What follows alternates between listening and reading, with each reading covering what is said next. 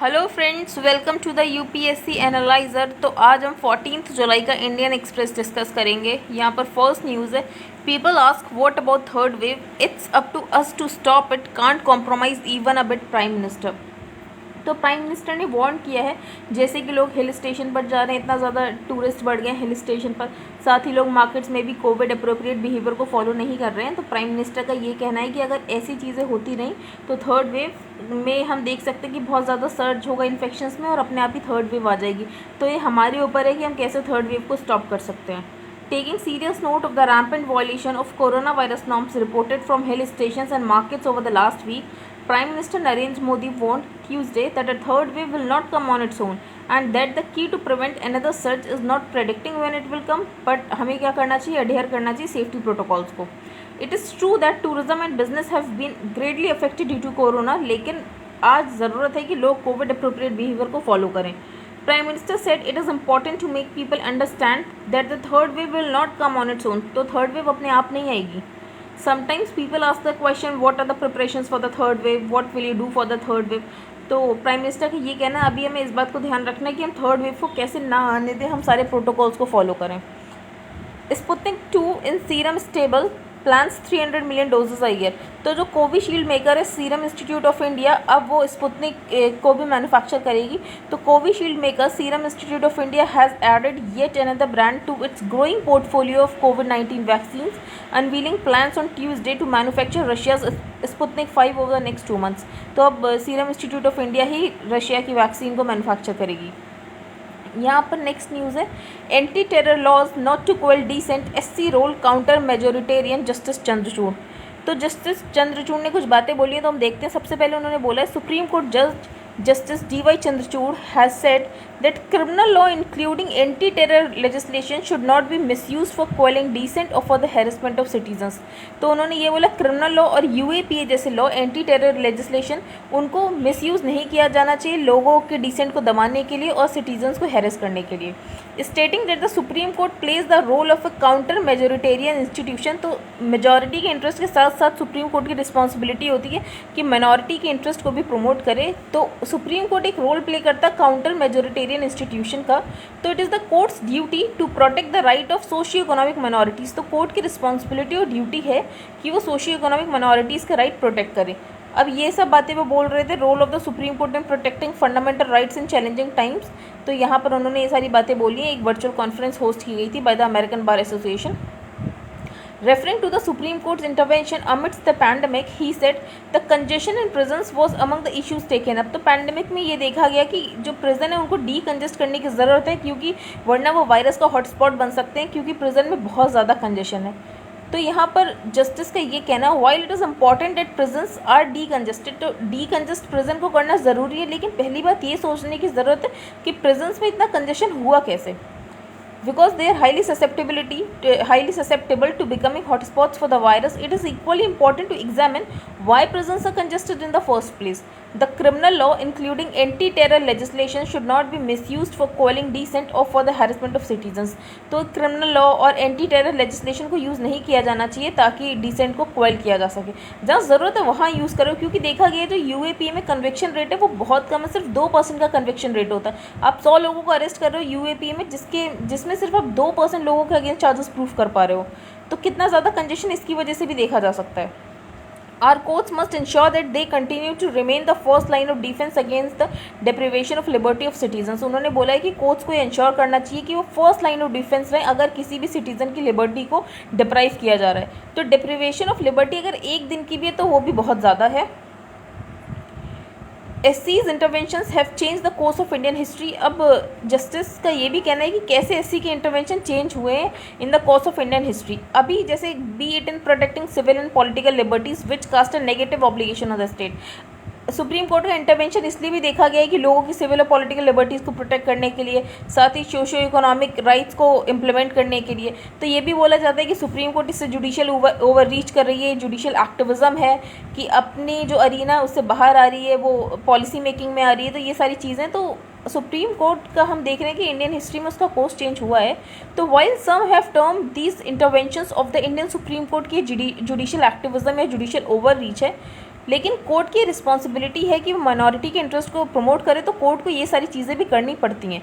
तो as the guardian of the constitution it has to put a brake, जहाँ पे executive और legislative actions fundamental human rights को infringe करे, तो कोर्ट को ये सारे डिसीजन भी देने पड़ते हैं।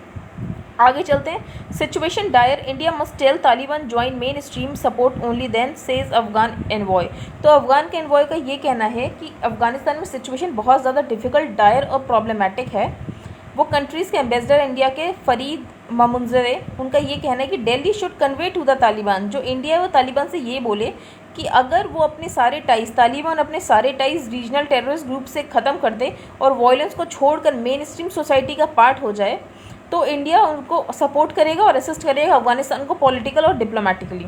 तो in an exclusive interview to the Indian Express, ममुनजे सेट इंडियन डेवलपमेंट प्रोजेक्ट जैसे कि रोड, स्कूल, डैम्स सब कुछ रिस्क पे है, क्योंकि तालिबान ने बहुत ज़्यादा इंसर्जेंसी शुरू कर दी है। अगर सिक्योरिटी सिचुएशन और ज़्यादा ख़राब हुई तो सारी चीज़ें रिस्क पर आ जाएंगी, जो भी इंडिया के वहाँ पे भी प्रोजेक्ट्स चल रहे हैं। तो the exit of US troops has aided the Taliban over running large swaths in Afghanistan, specially in the northern provinces which were never under the control. तो इससे पहले तालिबान के कंट्रोल में नदर्न प्रोविंसेस कभी नहीं थी, तो अब नदर्न प्रोविंसेस भी उनके कंट्रोल में आ गई हैं। इंडिया ने लगभग $3 बिलियन के प्रोजेक्ट्स कर रखे हैं अफगानिस्तान के 34 प्रोविंसेस में। तो तालिबान भी अफगान्स हैं। टुडे और tomorrow they will talk to us, they will talk to the Afghan people and Afghan government. तो यहाँ पे ज़रूरत है कि वो अपना वायलेंस छोड़कर वापस से मेन स्ट्रीम सोसाइटी में जुड़ जाएँ। तो ऐसा अफगान एनवॉय का कहना है और इंडिया उनको इस चीज़ के लिए बोल सकता है। आगे चलते हैं। यहाँ पे कुछ भी इंपॉर्टेंट न्यूज़ नहीं है, आप देख सकते हैं। अब हम आगे चलते हैं। यहाँ पे यूवीसी टेक्नोलॉजी, तो यूवीसी टेक्नोलॉजी किस चीज़ के लिए है, तो ये है कोरोना वायरस के स्प्रेड को कैसे रोका जाए। तो यूवीसी डिसइंफेक्शन टेक्नोलॉजी, जिसे कि बनाया गया है council of scientific and industrial research के द्वारा, और ये इंस्टॉल की जाएगी पार्लियामेंट में मानसून सेशन से पहले। तो the technology is meant for the mitigation of airborne transmission of SARS-CoV-2। तो जो SARS-CoV-2 कोरोना वायरस का जो एयरबॉर्न ट्रांसमिशन होता है उसे रोकने के लिए CSIR ने इसे बनाया है, यूवीसी डिसइंफेक्शन टेक्नोलॉजी।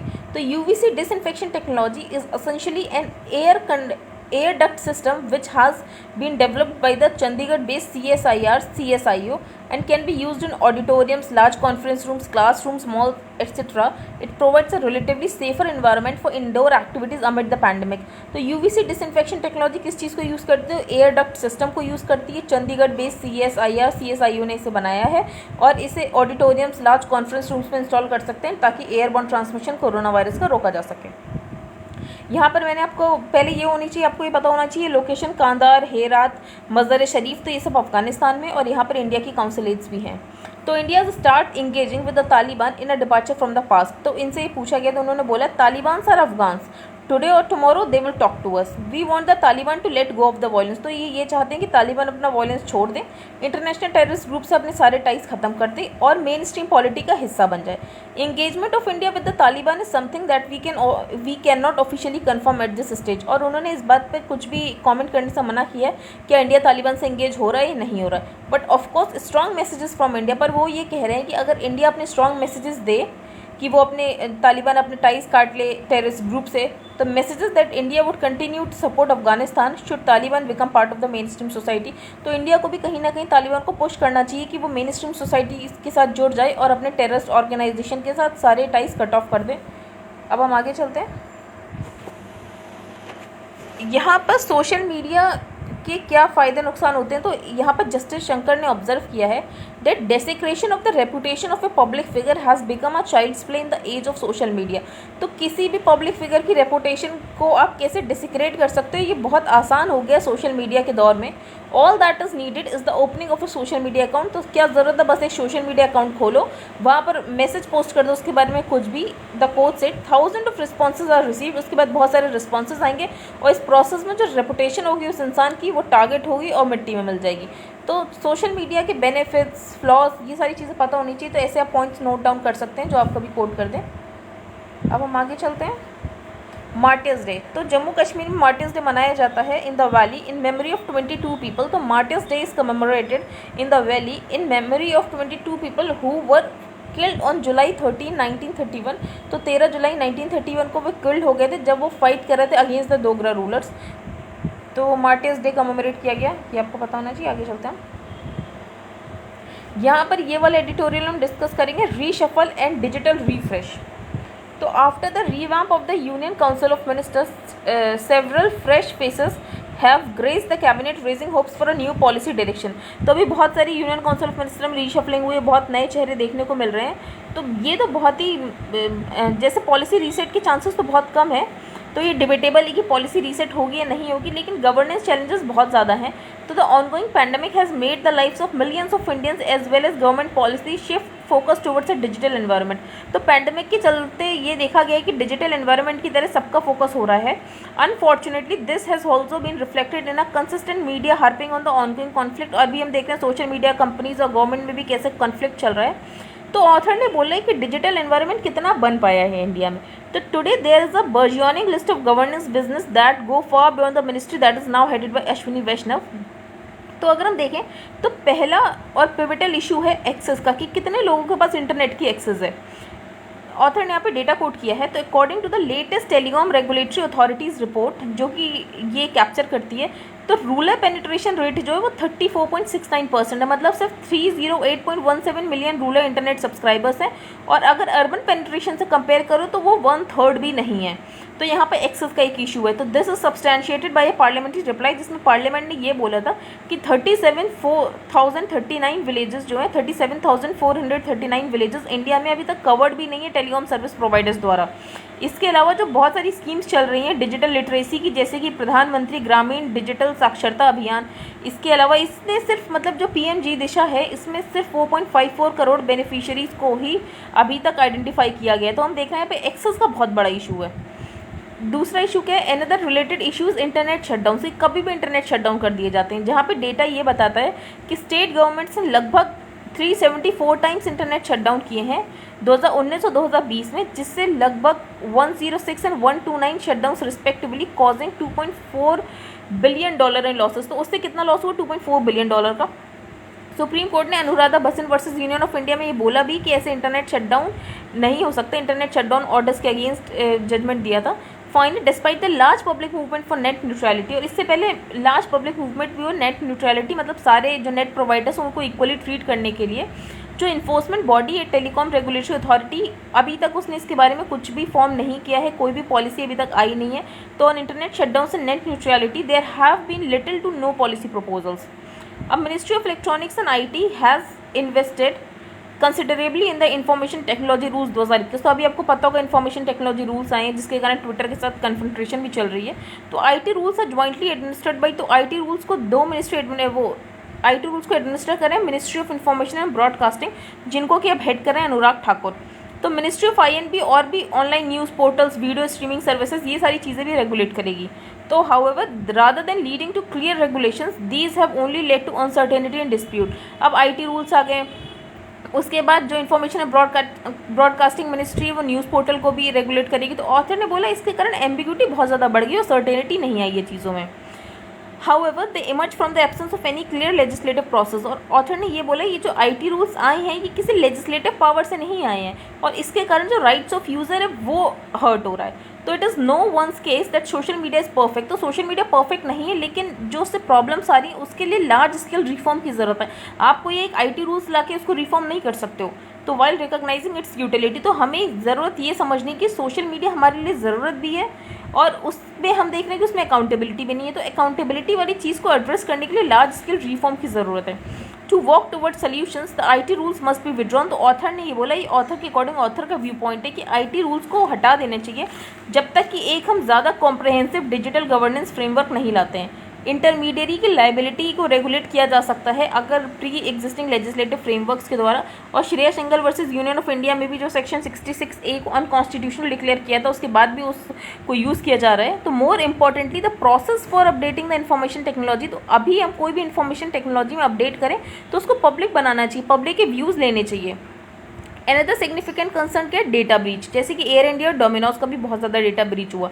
तो according to a report in this paper the average data breach in India cost ₹14 crore and the average time to both detect and contain a breach लगभग 221 दिन और 83 दिन लग जाते हैं। तो दिस इंडिकेट्स कि significant amount of data loss हो रहा है, और इसके कारण फाइनेंशियल क्राइम्स भी हो सकते हैं, क्योंकि अब एयर इंडिया डोमिनोज उसमें ऑथर के वो जो कस्टमर होते हैं, उनकी सारी डिटेल्स होती हैं, तो उसकी वजह से फाइनेंशियल क्राइम्स भी हो सकते हैं।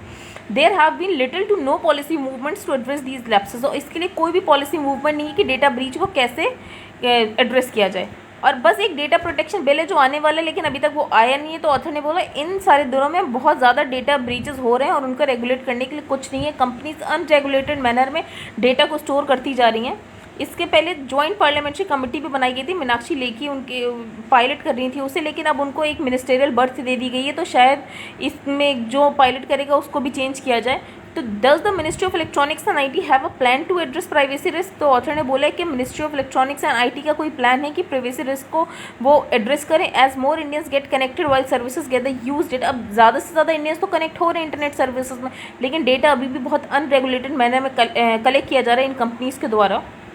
अभी G7 में एक डिक्लेरेशन था, ओपन सोसाइटीज़ डिक्लेरेशन, जिसमें इंडिया इज़ अ पार्टी और इंडिया इसका पार्टी था, और इंडिया ने ये बोला कि human rights for all both online and offline. तो यहाँ पर ज़रूरी है कि हम इंटरनेट एक्सेस के सारे इश्यूज़ को कैसे सॉल्व करें। तो internet access, internet shutdown, data breach, ये सारे इश्यूज़ आपको पता होने चाहिए। अब हम आगे चलते हैं। ये आर्टिकल बिल्कुल इंपॉर्टेंट नहीं है, ये कॉलम्स बिल्कुल इंपॉर्टेंट नहीं है। यहाँ पे for UAPA state must pay, तो यहाँ पर ऑथर ने बहुत सारे इंस्टेंसेस बताए हैं कि कहाँ UAPA का गलत इस्तेमाल हुआ है।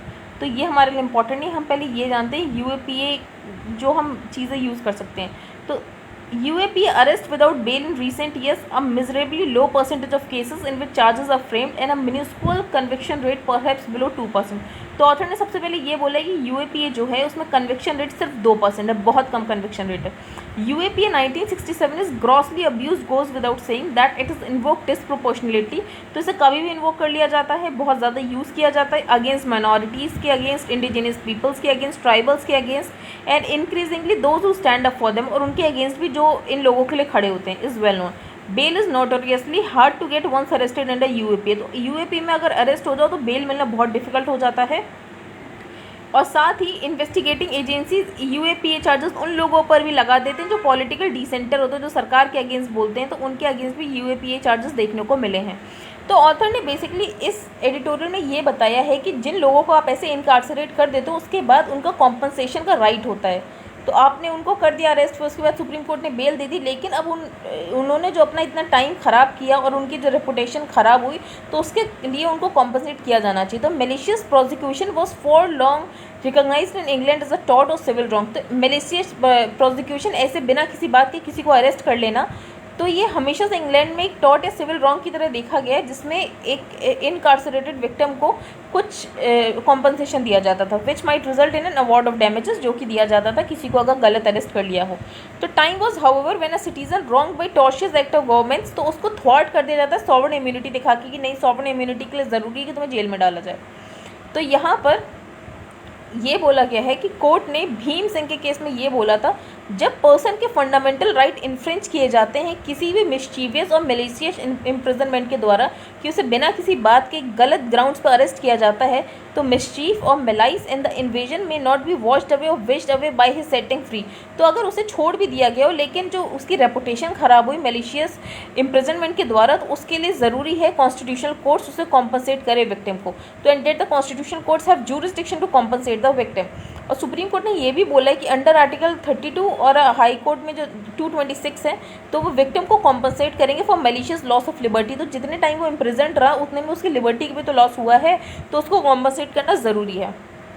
Delhi High Court in Bablu Chauhan later leading to a strong recommendation for institutionalise compensation in the 277th report of the law commission of India. तो दिल्ली हाई कोर्ट ने बबलू चौहान केस में ये बोला था कि जो इंस्टीट्यूशनलाइज कर दिया था कॉम्पनसेशन को, कि विक्टिम कॉम्पनसेशन देना ही पड़ेगा। उसके बाद बिल्किस याकूब रसूल 2020 में सुप्रीम कोर्ट ने डायरेक्ट किया था गुजरात गवर्नमेंट को कि वो 50 लाख देंगी बिल्किस की फैमिली को, जो कि 2002 राइट्स में उनके साथ मास मर्डर हुआ इनकी फैमिली का और उनके साथ रेप हुआ था। तो यहाँ पे कॉम्पनसेशन को हम देख रहे हैं कैसे इंस्टीट्यूशनलाइज किया जा रहा है सुप्रीम कोर्ट के द्वारा।